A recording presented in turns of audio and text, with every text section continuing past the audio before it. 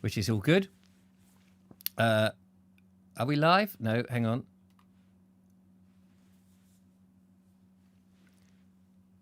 Good afternoon.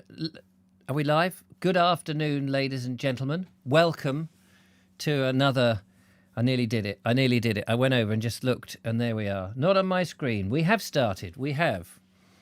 Welcome to another Listen with Vobes. And thank you very much for coming along on this fine, beautiful day on the 5th, I think it's the 5th of February 2021. I'm Richard Vobes, and we are continuing with our reading of The Peep Show by Walter Wilkinson, another adventure with our man and his friend. I can't remember if it's his brother now, William, which is great. You're all saying I'm talking to myself, but I'm here and I can see that it's going out. So unless it's not working properly, it should be. I can see the feedback on my thing. Anyway, let's say a few hellos whilst you're getting your act together. Hello to TurboStream, who's first on the pump today. The lovely Julia, Billabong, not Bingabong, Billabong O'Neill, Justine Jones, Wilmington Man, hello to you, John F, lovely Julia, Dave over yonder, Audrey Forbes Hamilton, who else have we got? Philip Hammond and Mary, good afternoon to you. Lee Lawson, hello. Missed yesterday because my son came round but caught up with the story this morning. Oh, well done. Heidi Ho, another peep at the show. And have we started, says Justine Jones. Hello to you. Dave over yonder. Jen Colley, hello Jen. A Salopian Bivy Man, hello. I'm getting you okay. Fantastic, there we go. I can see you, all good. Oh, lovely. It's working, Edward Moulding, lovely to see you. Just heard your impressive rendition of the Watchet Sailor. There is a statue of the ancient mariner at Watchet. There is a connection. Is he the sailor of the song? Oh, well, he might be. I can't remember how the lyrics go now, so don't ask me to sing it again. And hello to Linda Kane and Nigel Sadler. My phone is making noises. I think it's Julia's just asking, is it okay? Yep, I think we're all okay. I think we're there. At least I hope we are. I'll put the phone on silent now.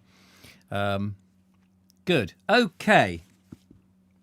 I have yesterday I didn't manage to make any of this, but this is my ginger and lemon, which has now become my tradition. Which I have to say, sorry about slurp, is delicious. Right. We were close to the end of the chapter last time. We didn't quite get there. So we will finish it now. Anyway, I can't quite remember. They were in the middle of a show, weren't they? This is really, I think, the first show that they have done in front of a...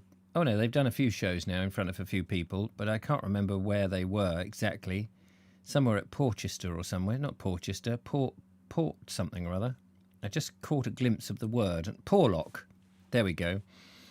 As soon as the puppets appeared, the chattering crowd became quiet and attentive, closing in round the theatre. And this is what we saw. I'm sure. Oh, yes, that's right. Because he the last, if you remember, he was walking around. He'd done the show and he described how the show had gone. And then he decided to walk into the auditorium and watch the show. And he was just remarking that as a showman, he couldn't watch his own show. Although, of course, if he'd put his phone on a little bench or something and angled it, he could have just videoed himself. So I'm not quite sure why he couldn't have done that. It's what we all used to do. Love ginger and lemon, says Anne H, who's joined us. Hello to you, Anne H. The old country. So this is I guess William's version of the show. The old country man and the modern artist began the scene with a discussion on music. The yokel sings an ancient folk song, which the artist despises as an old thing, a very old song. For his part, he has modern tastes. He only sings the very latest thing, and accordingly, in humorous caricature, he sings "Come into the garden, Maud," which does not impress the old yokel in the least. The song finished. Does anyone know how "Come into the garden, Maud" goes? Because I haven't a clue. The song finished. The yokel thinks that he would like his portrait painted. Who would like his portrait painted? The yokel thinks he would like his portrait painted, whereupon the artist produces his easel and canvas, and with a real brush and real ink actually draws a good portrait of the old man, who, not realising how clever it is for the puppet to draw all, says it is not a portrait, that, in fact, it's nothing at all, but a lot of black lines. Oh, I see. Wait a minute. So this is the puppet. I think this is the puppet and one of those old fogies who was there, if I remember rightly. Sorry, I thought this was the show between two puppets, but I think the puppet is talking to one of the old geezers, if I remember.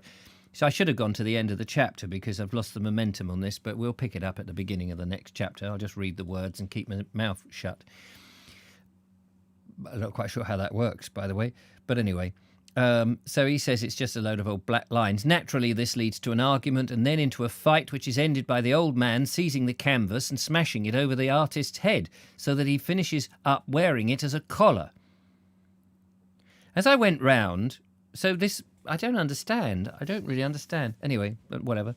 As I went round with the bag, every face was wreathed in smiles at this scene, and I overheard constant remarks such as, That's all right, ain't it? Ain't that all right? I've never seen one like this before." While the two men were so impressed by its unusual quality that they supposed we were doing it for a bit of fun like. It must have been William who gave rise to the idea. It was either his dignified way of collecting as he strolled round smoking his pipe, or it may have been his new boots. New boots? Which flashed like unblemished gold. Oh, I wish I'd read that line before I'd made the video about my new boots. I would have said, look at my new boots.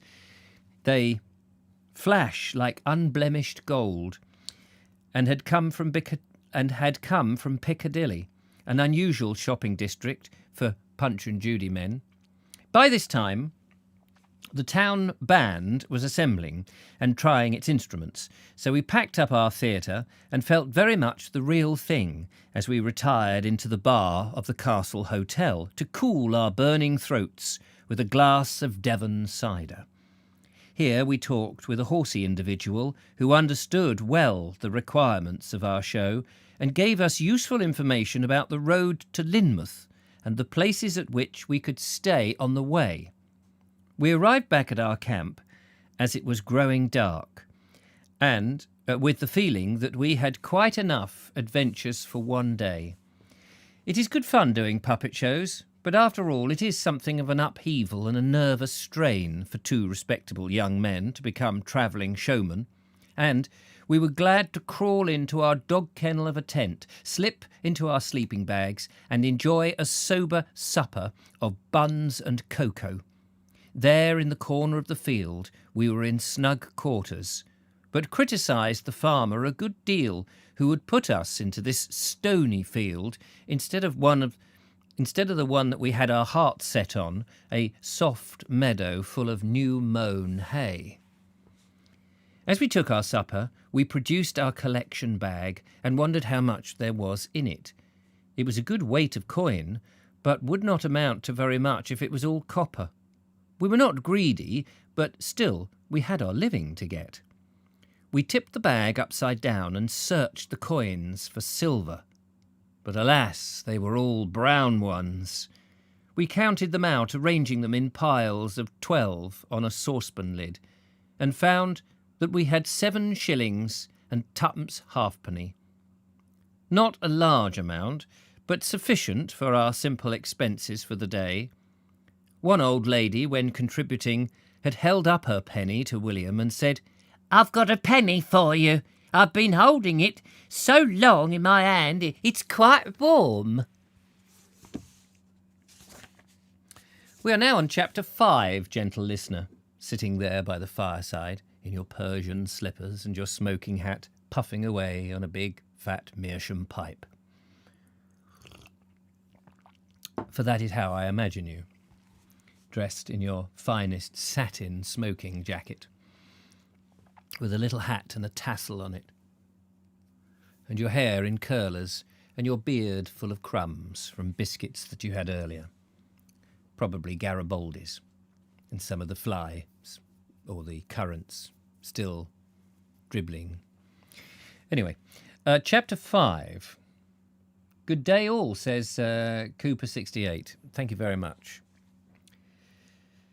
Portlock is a pretty town below the green hills, with its old-fashioned whitewash houses and its gardens bright with cottage flowers. There is some pleasure in doing one's shopping in such a place, and we wandered in and out the shops, packing our bags with provender, for which we paid with the actual pennies we had collected. We were very concerned about all these pennies. We thought it essential to get rid of them, that we were suffering from a most unusual and ridiculous weight. Our only plan was to spend them, but after counting out 11 coppers on the counter for a pound of tomatoes and 16 for a pound of cheese, we soon found that we were exchanging our money for something far heavier and far more bulky. We went out of the town by the natural steep hill, leaving the toll road of easier gradient to the ridiculous motor cars. Porlock Hill is one of the longest and steepest in the country, a famous hill, and in ascending it with our show, we felt that we were making history. Had a Punch and Judy show ever climbed this road to the high moors before? Is Porlock Hill one of the longest and steepest in the country? Does anybody know? Let's go and have a look that up. Porlock Hill. And have I driven down it? That's what I would like to know. Let's just see if I can put that up on Google Maps. Oops. I just moved the bench then. Luckily, it didn't come tumbling down. I'm a bit high, aren't I? Porlock Hill. Let's have a look. Porlock Hill. Oh, I don't actually know where it is. Didn't mean to do that. Sorry about that. That was not what I wanted to do. Porlock Hill. Can't actually work out what part of England. Oh, here we go. Mindhead. Oh, I see. Porlock Weir. Let's have a look.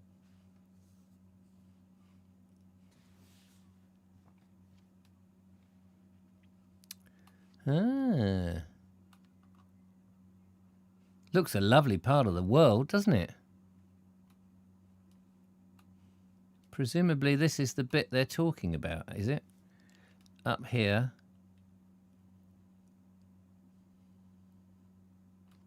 Can't imagine that is the, as he said, the tallest part of the country. But what is... Sorry, just trying to grab this little fella. Let's shove him down here.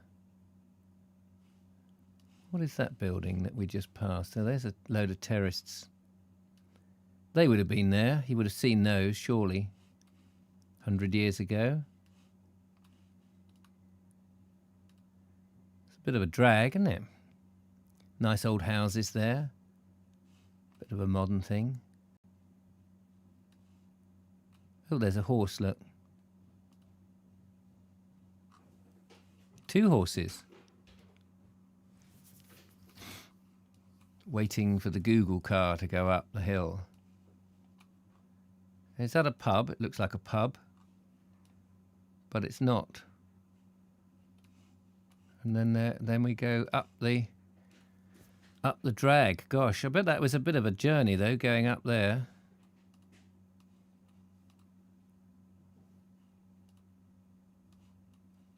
Get much of a view. Wonder how high Porlock Hill is. Didn't I see a...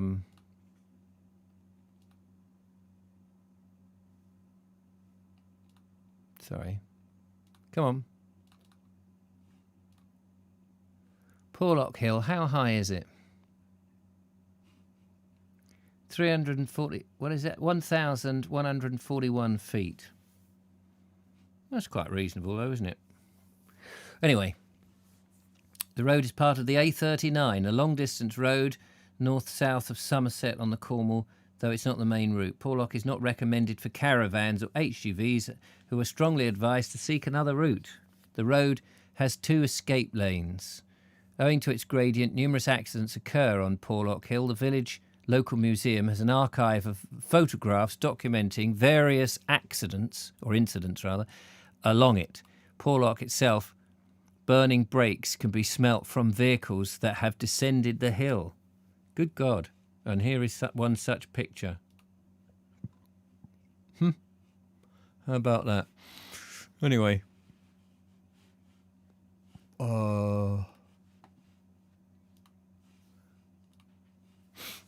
Interesting. Climbs 725 feet in a mile. Actually, 400 metres is at the top. Well, it wouldn't be at the bottom, would it? Fool. Yeah, 400 metres is at the top, isn't it? You sure? Sure it's not halfway down?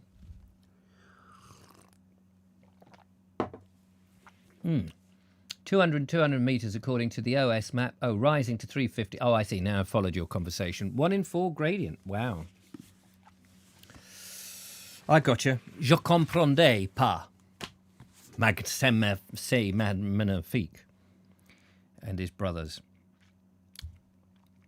About 100 yards from the first sudden turn of the hill, we pulled up to consider the situation. A passing motorist, smiling from his easy cushions, had called out to us, "That looks like hard work!" And we soon found ourselves in profound agreement with him. We left the old encumbrance tilting in the gutter and walked away with an offended air.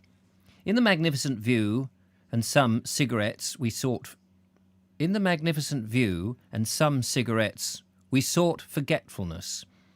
After the cigarettes, we found it necessary to... It's funny, isn't it? Actually, when all these old books that we've read, all of the blokes, they smoke pipes. This is the first time I think anyone suggested smoking a cigarette. And somehow, it seems a bit beneath them, really, to be smoking cigarettes. It was much, much nicer when they're smoking their pipes.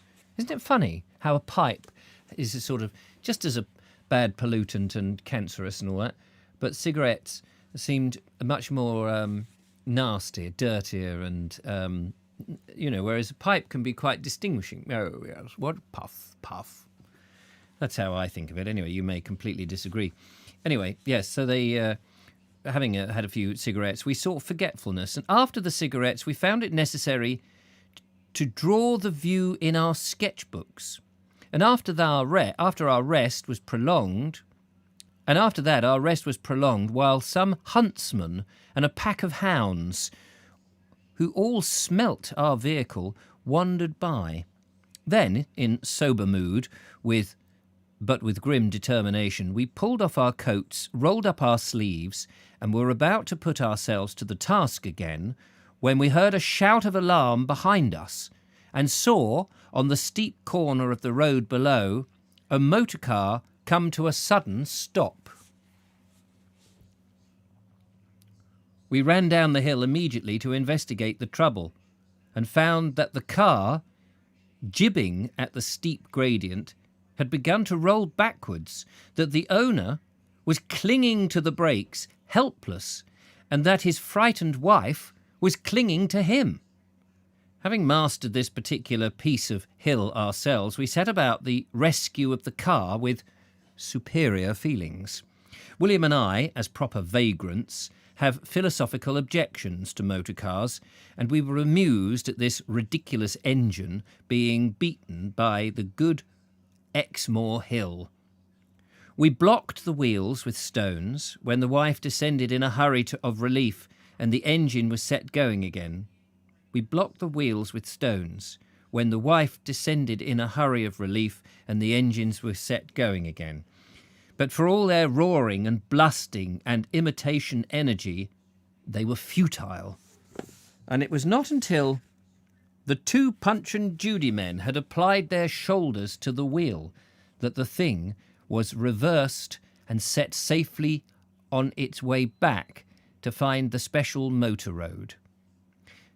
As we stood on either side of the car talking to the driver, he suddenly, amid profuse thanks, flung out both arms, seized our hands, and left in each a shilling.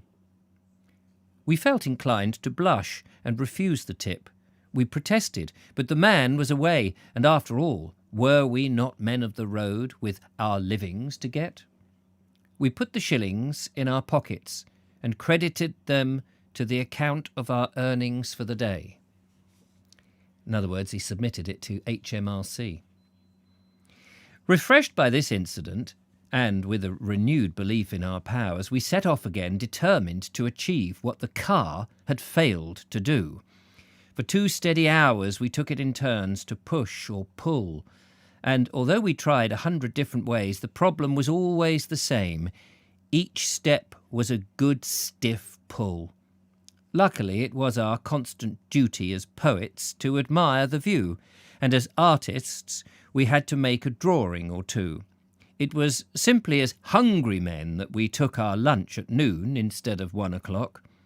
Our constant thought and conservation was of reducing the outfit, but if we discarded the theatre we should earn no pennies to live on, and if we turned out the camp we would lose all our lodgings.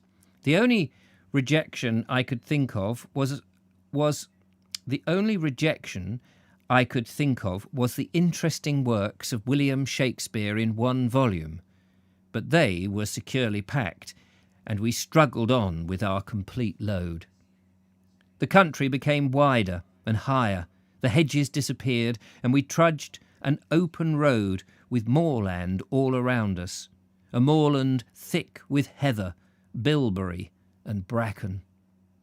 At the road to Exford we halted, brought to a standstill by the immense beauty of our surroundings.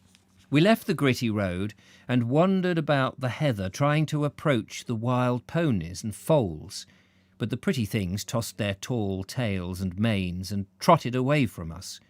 We could hardly tear ourselves away from this view of sea, of rolling downs, and of vast stretch of moorland, all sombre greens and browns in the grey day.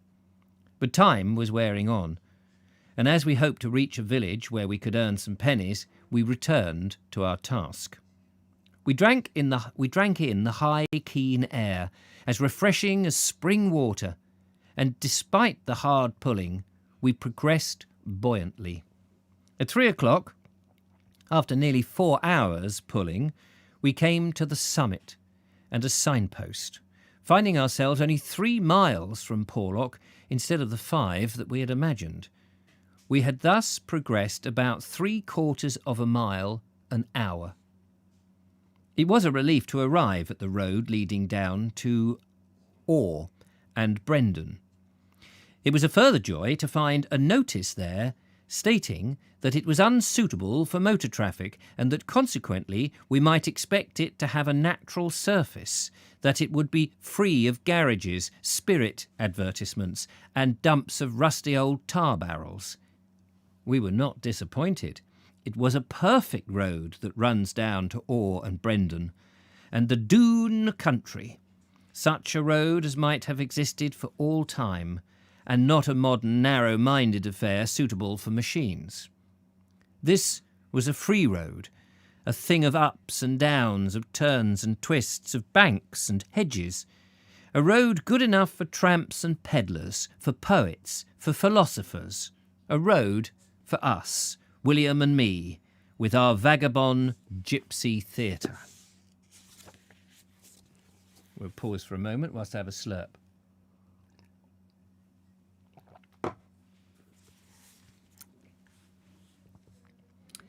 Dudley Sawyer says, do you inhale the smoke with a pipe? Well, I think some people do, don't they? A lot of it is the puffing motion. Used to have a teacher who used to smoke 3 nuns. Those poor nuns. What a smell. I think the nuns had been dead a while. I'm not at all surprised. Linda Kane says, don't think most pipe smokers did, but my dad did right down to his boots. Hence COPD at the end of his life. Ah, yes, not so good then. Strand cigarettes, Holland House pipe tobacco, days gone by, little bit of ready rub, everybody likes that. And the gold block. Do you remember gold block? My old boss, Roger Fairweather, when I was working in the print works, used to smoke gold block, and he would come into the print room. I was only 15, 16, and I would be alone in the print room doing all the printing on A4 or A3. It was only a small machine, and I'd be laying up the plates and things, or changing the ink, the colour of the ink, or washing it down. And Roger would come in, step down into this quite a large print room, and he would be going, "How's it going, Richard?" I'd be, "Oh yeah, no, it's going all right, thank you, Roger, sir, boss, Roger." I can't remember what I called him. I think I just called him Roger, actually. I think we were on first name terms. And he would have a look round and look at the cutting and the trimming, going, "Oh yes, you're going to finish that before the end of the day? Oh yeah, no, that one will be done. Don't worry about that." And then he would tell a story of something about his childhood or something. It was always an amusing little thing, and I would be giggling away like a little idiot. And then he would, as he was telling the story, out comes this tin of gold block. Sometimes it was one of those packets that used to flop down, or a pouch, you know, and his hands were working subconsciously to him, and he would be filling up this pipe like this. And I was always fascinated by the pipe, and he would fill it up, and then he would tamp it down with a little tamper, and he would be telling me this story, and then he would get close to the end of the story, and he would, deliver the sort of punchline, and then he would light the pipe, and there was this moment as the pipe glowed, and then this explosive amount of smoke would come into the air with this huge pipe aroma. Puff, puff, he would go, puff, puff. And he would disappear within this cloud of smoke as he's getting it going, puff, like that. And then he would just say, "Well, better get back to it."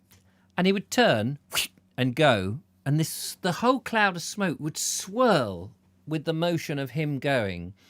And then there would be this haze brought down on the print room that I had to work in for the next few hours.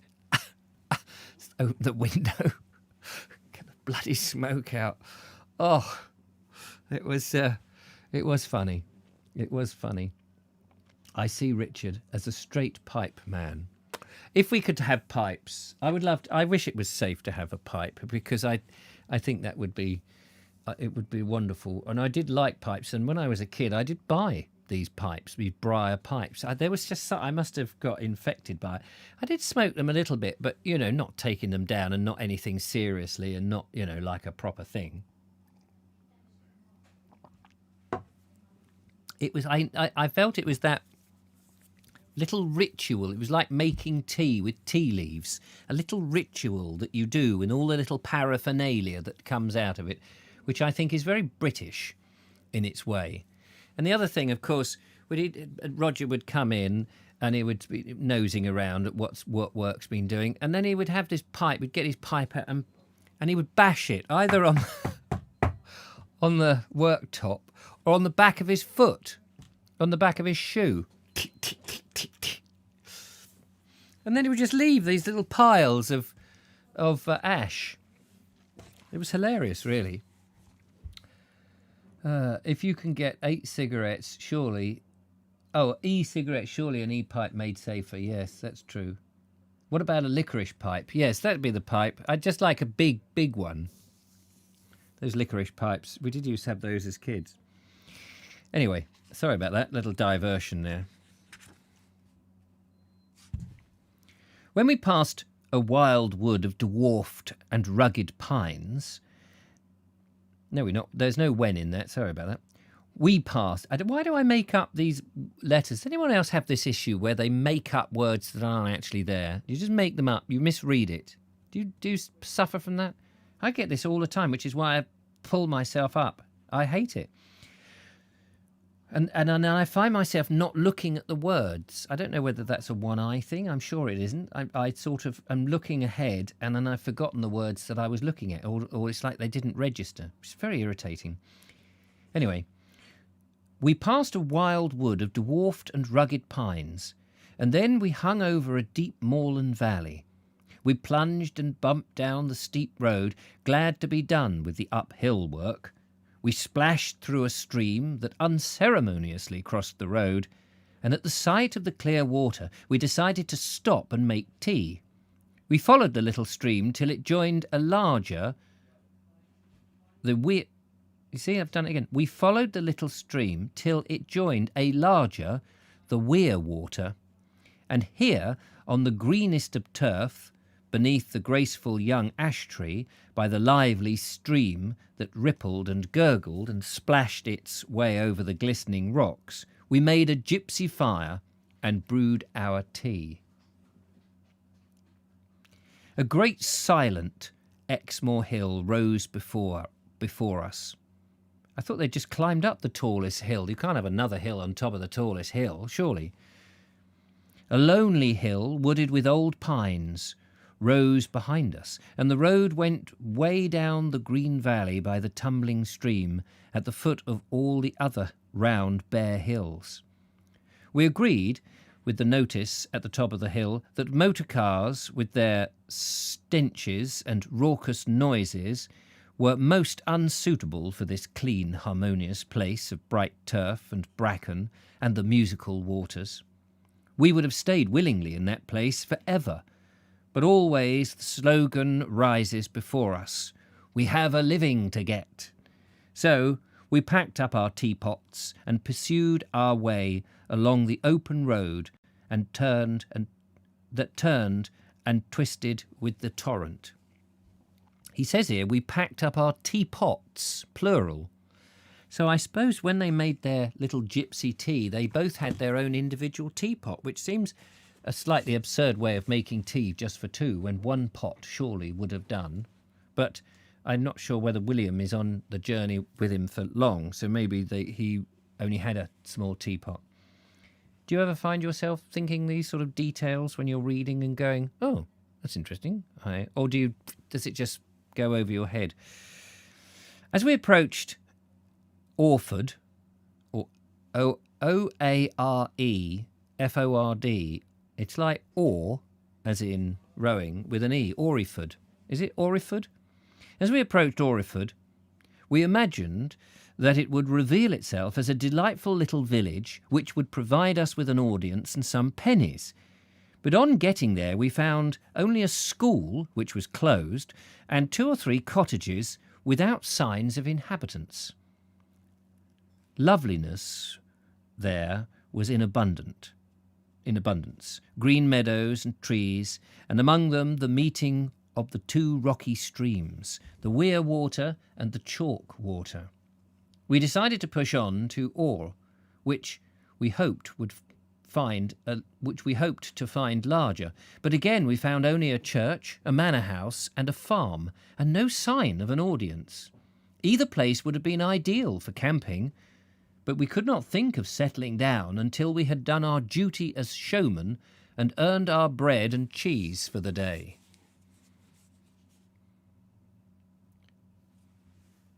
Presently we came to the Lorna Doone farm, where we stopped to buy some milk.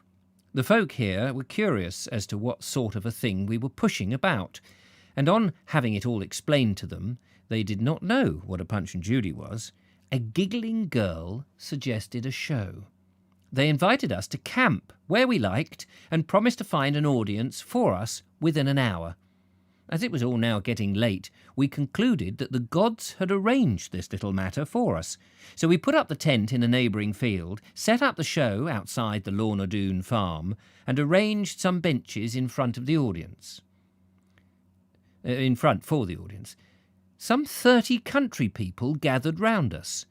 They carefully avoided the forms which we had arranged and stood behind them, or awkwardly to one side in several odd groups.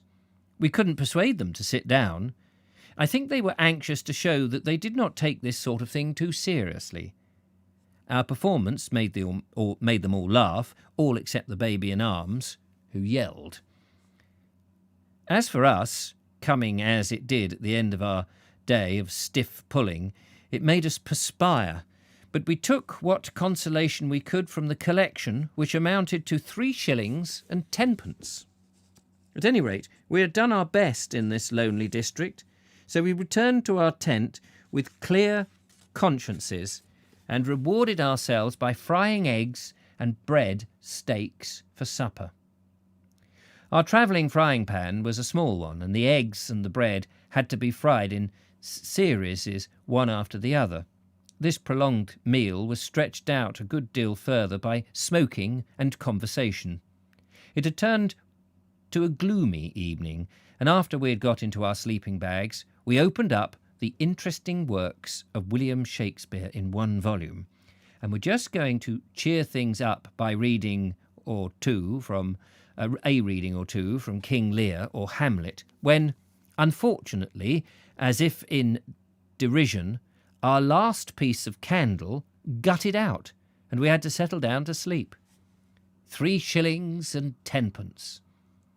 I lay in the tent, listening to the rain patting on the thin roof, thinking instead of sleeping. Oh, thinking instead of sleeping, not thinking instead of sleeping, if you see what I mean. Round and round in my head went fleeting visions of whitewashed cottages and steep hills, of glorious views, of bread steaks, of grinning audiences, and of Lorna Doone Farm. But through it all, like a refrain, 3 shillings and 10 pence constantly recurred. William was asleep. He was not thinking of a miserable 3 and 10 pence. He was only a showman for a week. He travels for pleasure, and that amount could not have meant much meaning to him. But the rain put the thoughts into my head, thoughts of wet days when I wouldn't be able to do a show or collect any pennies. I could see the possibility of having to live on 3 and 10 pence for a few wet days until I was reduced to a penniless state. But then the sun would shine, and I would come to a village, perform in a street, collect another 3 shillings and 10 pence, and stroll on a rich and independent man. And at such a time 3 shillings and 10 pence would be a matter of importance. So much bedrock. Why, with that amount, I would be able to buy 9 loaves of bread. Why, with that amount... Surely there should be a comma after that. Why, with that amount I'd be able to buy 9 loaves of bread. What an armful that would be for a starving man. Or I would be able to buy 6 loaves, half a pound of cheese, and a pennyworth of onions. Or 4 loaves of bread, half of cheese, half of butter, 3 pennyworth of tea, and a packet of cigarettes. Or 2 loaves... But I'll leave you to spend the 3 shillings and 10 pence in your own way. For my part, I passed half the night devising different expenditures, which grew more and more ludicrous until I cut out the bread for cake and was finishing up with Saturday night at the pictures.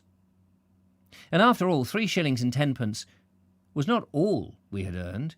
We'd enjoyed a splendid and healthy summer's day holiday in one of the loveliest parts of England, which cost usually the holiday-maker 10 shillings a day at the very least. On the principle of 10 shillings saved is 10 shillings earned, we had added another £1 to our exchequer. That is where a wandering showman scores. You serious business people must accumulate holiday expenses by working in some beastly city. But for us showmen, the gods have arranged things more sensibly and directly. We get our holiday with our labour. Rain held us tent-bound until the afternoon of the next day, when we struck camp and set off for Lynmouth, with the hope of getting there in time for an evening show. But getting about with a puppet show is a continual obstacle race of unseen and unexpected obstacles that do not reveal themselves until you are only halfway over. For instance, that afternoon we brought some methylated spirit. The village shop, which usually stocked it, had none for the time being and sent us on to the garage. But here the chauffeur was away and the spirit is under lock and key. These people suggested the carpenter and the cobbler, but we could not find the carpenter, and the shoemaker had none, but thought the smith might be able to oblige us. So we searched out the smith, who sent us to his private house, where he thought his wife had some in a bottle. The idea of a bottle sounded substantial and promising, so we called on Mrs. Blacksmith. In an unguarded moment, we admired some whitewash decorations on her window, painted there in place of curtains, and consequently had to hear how the lady's daughter had done them, and that she was very artistic and had done all sorts of things like that. And after that, we had to hear the history of Mrs. Blacksmith's brother, who had been an artist, a London artist, and we must go into the house and see some of the canvases of which she had done. Finally, she produced the bottle of methylated spirit, spent some time in hunting up an old plated wine funnel, which proved too large for our tin, so altogether we took an hour in obtaining a pennyworth of spirit, for which we had to pay threepence. After Brendan, we found some stiff uphill work where we travelled slowly, and then, after Church Hill, we lost our way. We mounted walls and climbed little hills and trees, trying to spy out the land, but nothing could we discover but Exmoor Downs and deep valleys with distant roads running up and down them at cruel gradients. At last we got directions from a boy who sent us down the Cheriton Road, all the way downhill to Lynmouth.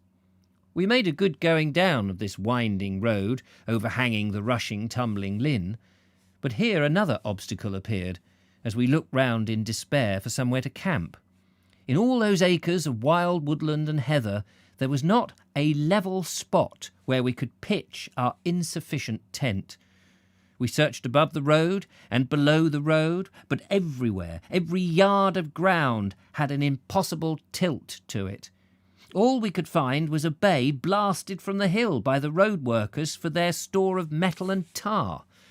We made a note of that as a last resource, and then, along with all the charabancs, cars and tourists, we found ourselves wandering into the town. We abandoned the old encumbrance in the high street by a chapel and began to make inquiries for our pitch. One suggested the road over the moors to Minehead, another the beach, but we shivered at the steep hill to Minehead, and the beach proved an impossible place for publicity, shingle and boulders. We pulled ourselves together over a late tea at the Rising Sun Inn, and set out again on our ridiculous search for a piece of level ground about 3 square yards. If unexpected obstacles appear in our way, we also encountered unexpected assistance, and just as last evening a kitchen girl had settled us into a camp and a show, so this evening a boy was the instrument of our deliverance. As if he had read our thoughts, he came up to us and said, "There's a good place for a camp along the past path. I'll say it again. There's a good place. Yeah, Spit it out, young man, will you? For goodness sake. Just so eager to tell you." "Yes, I realise that. Just say it easily. Don't do it as if you can't read." "Oh, I'm sorry. There's a good place to camp along the path past the houses. It's a nice flat place it is, with spring water where the Boy Scouts camped last year." "Thank you very much. That's much better. You'd do well to do an audition somewhere." "Thank you very much." Our boy, who no doubt was in search of entertaining evening, offered to guide us to the place. We were not long in recovering the old encumbrance from the kind protection of the chapel, and pulling it over the bridge which crosses the Lynn, we set out down the path on the banks of the river which leads to the water's meet. This was a terrifying journey of bumps and lurches and entanglements in overhanging trees, but as our original boy had developed into half a dozen, there were plenty of willing hands to lift us round the difficult corners and to support us against being tipped into the torrent. With strident cries from the boys of Here you go, sir. This is the place, mate. We pulled up on the lovely green glade, surrounded by trees and bushes, hidden away from the hotels and boarding houses. I can tell you, all our troubles vanished then. Not even the news of big adders being there disturbed us. We dispatched the boys with a tip, and in restful mood calmly set up our camp in this wild woodland place. And what a place, with the towering rocks of the ravine above us, the groves of trees around, and the river Lynn among its rocks, murmuring by. After supper, as night fell, we sat on the rocks in midstream and played our whistle pipes to the accompaniment of the waters. Had our surroundings not been so distracting, or had the evening only been a little longer, so poetic were our thoughts, and so great our emotion, we might, had it not been fated otherwise, have unpacked at last, those interesting works of William Shakespeare in one volume. And here are some interesting works of William Shakespeare in one volume. You can still buy chocolate cigars, says Audrey Forbes. Saw them last Christmas. We rescued Richard, says TurboStream. Thank you very much. Mary says, Lyndall remembers that. It tasted... I'm reading these backwards. Yes, Lind and ash trays in the doctor's... What are you on about? Used to get chocolate smoking sets in Christmas stockings. Oh, yes. I remember you used to get chocolate cigarettes, didn't you? Strange notion, really. I mean... You know, perhaps because all the parents were smoking then, kids wanted to feel part of it and smoke a bit of chocolate. So instead of getting cancerous smoke in their lungs, they ended up with cancerous sugar in their stomachs. Used to buy sweet tobacco in Used to buy sweet tobacco in a paper package, brown dyed coconut strands, but you could pretend, puff. I'm a grown-up. Training for the young, absolutely. Dudley Sawyer says, my neighbour has to sit down on his back step to smoke. Bless. Linda Kane says, dripping your finger in lemonade crystals even made it look as if your finger was stained with nicotine fags. In lemonade crystals. This is, of course, before the terrible 1952 Linton and Lynmouth floods. I don't know the Linton and Lynmouth floods. Were they horrific? We're on chapter 6, but I feel that we should stop, really. I don't want to start that at 10. It's almost 10:02 now. But there we are. We finished that another chapter on our adventure. Let's just have a quick look at those floods that Linda's talking about. Linton and who? Lion's Corner Shop, did you say? Where are you? Linton and Lynmouth. Linton and Lynmouth. Disaster. Ooh, what's the Lynmouth disaster? The 1952 flood disaster. Here we go. Let's have a quick look at that then. February the 19th. Oh, I think that's just a different day. History. If I click that, do we get a better picture? No, we don't. On Friday, the 15th of August, 1952, the tiny village... Hang on a minute. Let's do this properly. On Friday, 15th of August, 1952, the tiny village of Lynmouth suffered what could be described as the worst river flood in English history. On the day itself, over 9 inches of rain fell, 6 inches of which fell in the few short hours in the afternoon and early evening. Add in the 6 inches of rain that had already fallen in the first 2 weeks of August, then it is no surprise that the top of Exmoor was unable to absorb the rainfall and was totally overwhelmed. A noted author, S.H. Burton, recorded that the water stood 18 inches deep in the area of moor around the chains. Indeed, the road between Lynmouth and Simon's Bath, ironically a place called Dry Bridges, was reported to the Devon Constabulary in the evening as being washed away and impassable. The road here is half a mile above Farley Water, the nearest river. It is estimated that 90 million tons of rain fell in North Devon and Somerset and West Somerset on that day. Here we have some pictures for you to enjoy. And here are these pictures. Look at this. What happened to the blooming hotels? Blimey. Look at that. Effectively, Lynmouth was destroyed during that night. The statistics make it incredible reading. West Lynn, as river, rose 60 feet above the normal level. 34 people in the area lost their lives, 24 in Lynmouth-Barbock area.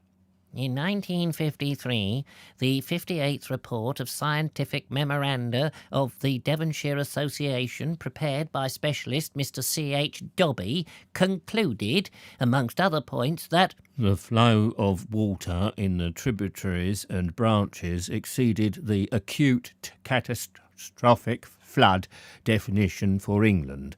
As assessed by a preliminary investigation, the flow could be included in the list of extreme flood discharges in the world. Yes. Further, Mr. Dobby calculated that the water that fell in one day would supply the water needs of Lynmouth's total population for 108 years. Good gracious, that is grim, isn't it? That is grim. Let's see if there's any other pictures. Is there any video of it? I bet there must be some Pathé. Is there not Pathé News? Hang on a minute. Let's just have a look and see if there's some Pathé News. Although I've done my own version of Pathé News just there. You may have noticed how marvellously Pathé Newsying it was. Paste.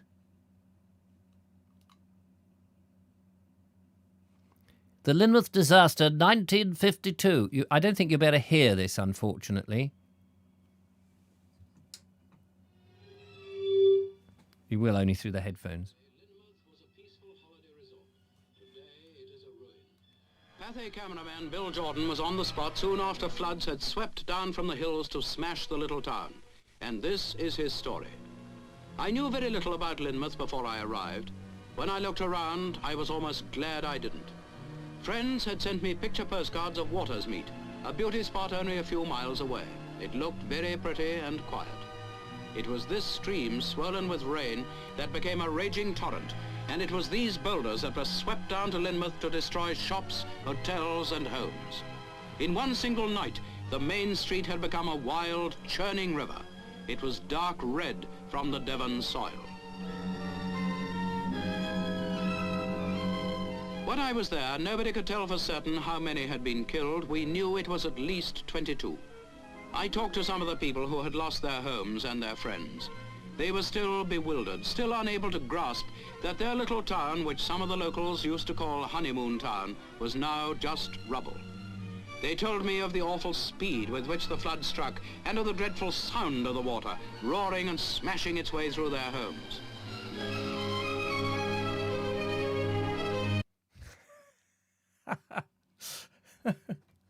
Oh, that's hilarious. That policeman on his radio. That has to be the most funniest thing I've seen this side of wherever.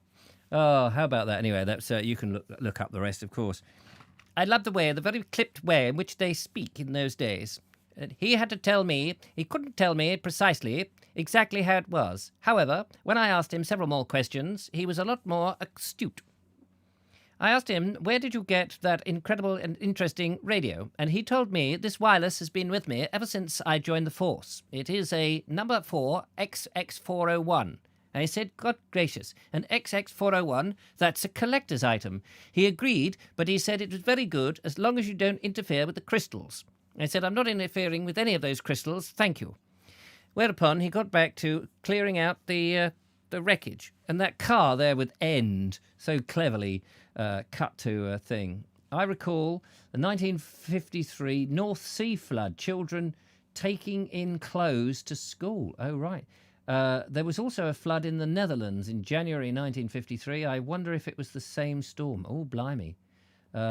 Julia says an ex-boyfriend, parents, bought and ran Highcliffe's house, a beautiful old bed and breakfast in Linton. Stunning views. It was stunning views from this lovely hotel in Linton. You could see herds of wildebeest sweeping majestically. What do you expect to see? What do you expect to see in a hotel bedroom window? Thank you so much. Thank you. Yes, next, thank you. I say, absolute Anyway, enough of this nonsense. We must go and do other things. But thank you very much for joining me this afternoon. It's been a right old hoot. Nice read again, says Turbo Stream. How marvellous. Oh, and there is the thing that takes us to the page of the this is the place that the lovely Julia has just posted, just if you're interested. Nice. Highcliffe House. This house managed to resist the 1952, or was it 53? I forget now. Whichever one it was, it is there. And all those people came in. There they go. And look at them going up into the lift to the first floor. And in the first floor, they're going into their bedrooms. And they're opening the curtains. And there they can see the torrent of rain coming down the hill. Oh, my God, they're leaping out of the windows and jumping into the water, swimming as if they've never swam like anything before. I'm not sure whether that was a horse race or a newsreel, actually, but there we are. Anyway, thank you very much, Julia. Very kind, very good. Lovely to perform in a silly mode for you. Until next time, next week, have a good weekend. There's the Vogue show tonight with the lovely Julia and myself, and some videos and various bits and pieces. And there'll be a video tomorrow in which I am following in one of my viewers' walks. Much to the annoyance of the trolls, but there you go, in my new boots, which is always good fun. And thank you very much to everybody for coming in. I hope you have a wonderful time. Thanks, Julia, for ensuring everybody behaves themselves and doesn't do silly impressions of newsreels from Pathé News. Until the next time, take care, one and all. Ta-ta for now.